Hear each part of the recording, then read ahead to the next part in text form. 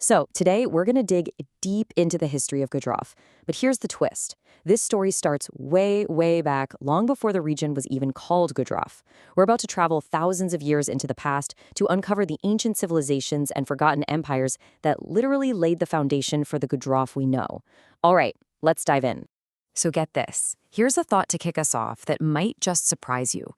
While the history of the land itself is absolutely ancient, the name Gujarat, well, that's actually pretty new. It only really came into use around 800 years ago. So that begs the question, right? What was this place called before then? And what stories has it been holding on to all this time? Well, that's exactly what we're here to explore. So here's our roadmap. We're going to start in a time before the name Gujarat even existed. Then we'll explore its first truly great cities. From there, we'll witness the dawn of documented history, dive into the Solanki Golden Age, that's when the region gets its name, and finally, we'll see how that incredible era came to a close. Okay, first stop, we are going way back. I mean, hundreds of thousands of years ago, to a time so ancient that history wasn't written in books. It was literally chipped into stone tools. This is the prehistoric era, and our only clues to what happened are these silent artifacts left behind by the very first people to call this land home. Okay, so take a look at this timeline. The first thing that probably jumps out at you is just the scale of it all. I mean, look at that massive block at the top, the prehistoric age. It's huge. Almost everything we usually think of as history, cities, empires, written words, it's all crammed into that tiny little slice at the very end. It's kind of mind-blowing to think that for the vast majority of human existence here, it was a world without any writing at all. So, if it wasn't called Gujarat, then what was it called? Well, it turns out there wasn't just one single name. People knew it by its different parts. You'll find ancient texts talking about Anarta for the northern part, Lat for the southern part, and Surashtra for the peninsula. And that last one, of course, should sound pretty familiar. It's still with us today as Saurashtra. The point is, identity was super local, tied right to the land under your feet. All right, this is where things get really good. We're fast-forwarding a bit to what historians call the proto-historic period. And this is a game changer. Why? Because one of the world's very first great civilizations shows up on the scene, expanding southward and building some absolutely incredible cities right here. I'm talking, of course, about the Harappan civilization. You might also know it as the Indus Valley Civilization. This was a network of incredibly advanced cities famous for their brilliant urban planning and massive trade networks. And they weren't just hanging out in the Indus Valley. Nope. They expanded, they moved south, bringing their unique culture right into the coastal plains of modern Gujarat. And we're not talking about a few little huts here and there. Oh no. They built massive, major urban centers. You probably heard of them. Places like Lothal and Dholavira. These are now world-famous archaeological sites for a reason. They show us just how sophisticated this civilization was, setting up these bustling hubs of trade and industry far from their original home. And this list really shows you what made their cities so special. This wasn't just random growth. We're talking planned streets laid out in a grid pattern. We're talking advanced sewer and drainage systems. But the real showstopper? It has to be the artificial dock at Lothal. Think about that. This wasn't just a town near the water. It was an engineered port, purpose-built to handle seagoing ships. That tells us they were part of a huge maritime trade network, more than 4,000 years ago. Incredible! But like all great civilizations, this one couldn't last forever.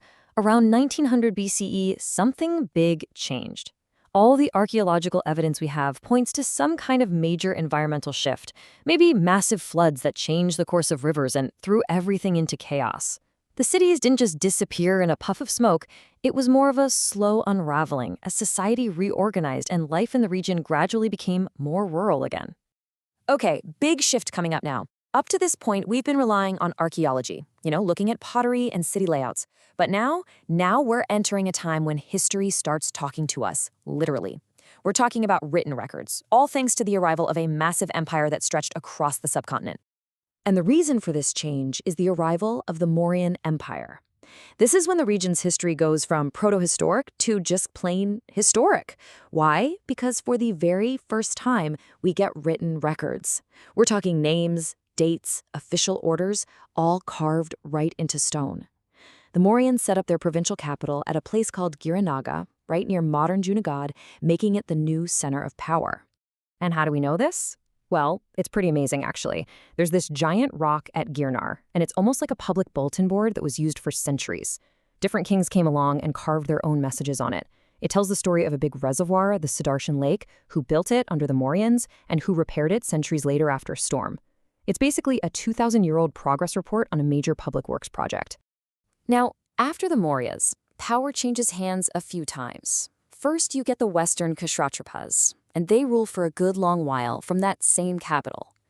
Then, the famous Gupta Empire shows up and takes control, but they don't stick around for too long. And right after them come the Maitrakas, who build a whole new, glorious capital at Valibhapur. So you have this parade of different rulers, each one adding another layer to the region's history. Okay, so this next part is, in many ways, the real climax of our story. Because after all these centuries of being called Saurashtra or Arnarta, the region is finally about to get the name we all know it by today. And it happens during a period that many historians call a true golden age. And boom, this is it, the big moment. During the rule of the powerful Solanki dynasty from their capital Anhuwad Patan, a new name starts popping up in the historical records, Gurjaradesh. It basically means land of the Gurjars, who were a prominent group in the area. And over time, Gurjaradesh evolved into Gujarat. Just like that. For the first time, this whole diverse area gets one name, one unified identity. And, well, it obviously stuck. So why do we call it a golden age? Well, they really earned that title. Politically, they built a massive empire in Western India. Culturally, it was an explosion of creativity. I mean, the architecture and the art from this period, it's just stunning. It'll take your breath away. On top of all that, you have literature and scholarship booming, and the economy was thriving thanks to all that trade. It was truly the whole package. But, as we all know, golden ages don't last forever. So in our final section, we're going to see how this incredible, long chapter of ancient history finally comes to a close, paving the way for something new. The end came pretty decisively around the year 1304 CE. The last of the Solanki rulers, the Vagelas, were defeated. A new, powerful force from the north, the Delhi Sultanate, established its authority.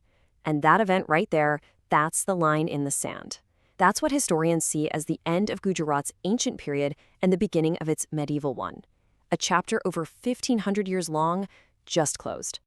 And so that brings us to the end. And I want to leave you with a thought. We've gone on this incredible journey, right? From the amazing city planning and sea trade of the Harappans, to the public works projects carved in stone by Mauryan governors, all the way to the breathtaking art of the Solanki Golden Age. So the question for you is, which of these deep, ancient legacies do you think you can still see echoing in the culture and identity of the region today? Something to think about.